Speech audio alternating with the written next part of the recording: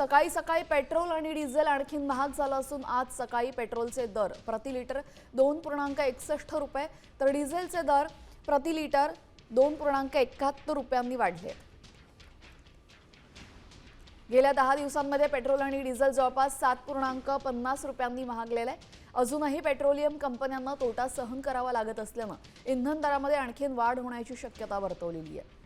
आधीच महागाईनं होरपळलेल्या सर्वसामान्य वाहन चालकांवर आणि नागरिकांवर याचा अतिरिक्त भार पडणार आहे। दरम्यान इराणसोबतच्या कराराच्या वृत्तानंतर आज कच्च्या तेलाचे दर $100 खाली आलेले आहेत। आता पेट्रोल आणि डिझेलचे दर किती वाढणार हे स्ट्रेट ऑफ हॉर्मुझ कधी उघडणार यावर अवलंबून असेल।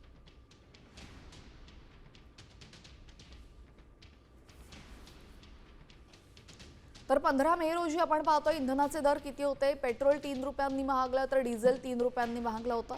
त्यानंतर 19 मे रोजी पेट्रोल 87 पैशांनी महागलं आणि डिझेल 97 पैशांनी महागलं आणि 23 मे रोजी पेट्रोल 87 पैशांनी तर डिझेल 91 पैशांनी महागलंय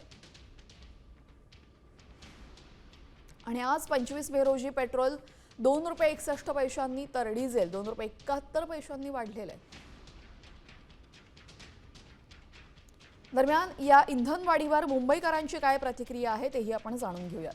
पेट्रोलची किंमत काय आता पहिल्याचं जेव्हा सरकार होतं तेव्हा चांगलं होतं, तेव्हा कमी होतं पेट्रोल। आता ह्या सरकारने तर रोज वाढवतच चालले, कमी तर होतच नाही यांच्यात।